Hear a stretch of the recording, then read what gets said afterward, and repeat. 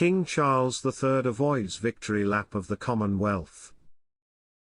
Yesterday was the first time Queenslanders had a public holiday to celebrate the birthday of King Charles III, but there has been no victory lap yet of the Commonwealth. Welcome to Royal Pancakes.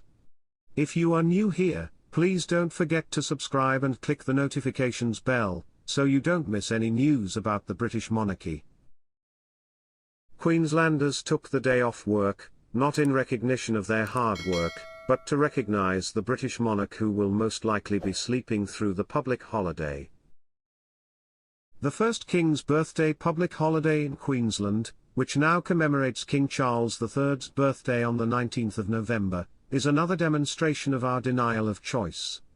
Since his birth, Prince Charles has known he would take over the top job. Then one morning last year, Australians simply woke up to hear news from Britain that has changed our country for decades to come. Australians did not choose King Charles III as their head of state. It is a disgraceful fact that without constitutional change, the citizens of Australia will never be consulted on their head of state. Australians love their public holidays, even if the reason for the occasion is a little vague. For goodness sake, we even have a public holiday in Melbourne for a horse race and in Brisbane for an agricultural show. Nevertheless, the purpose of the King's birthday public holiday is the vaguest of them all. The King's birthday public holiday doesn't remind us of anything good about our country.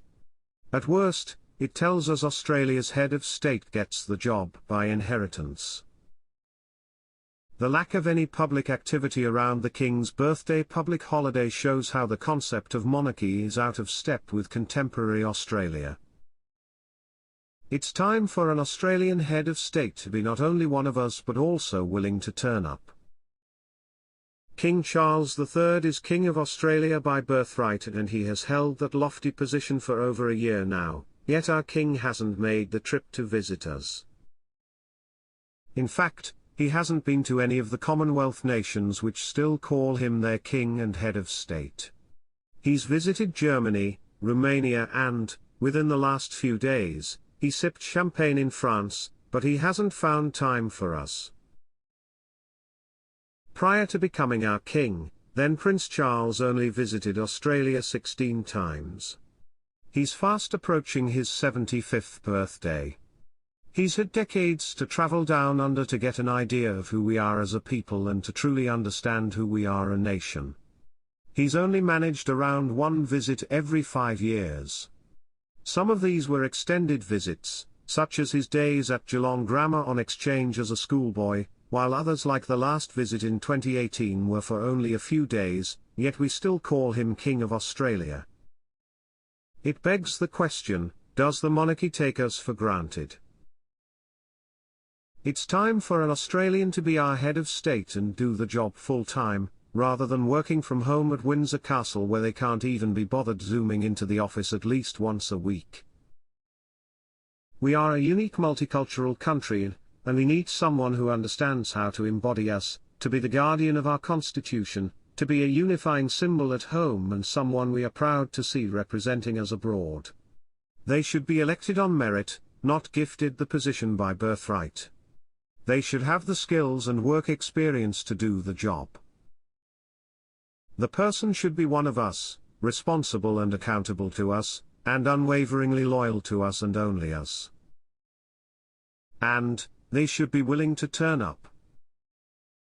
In Britain, the King's birthday is celebrated on the first Saturday in June.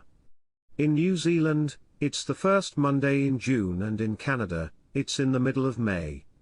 The Canadian celebration is called Victoria Day, because it was created to honor Queen Victoria.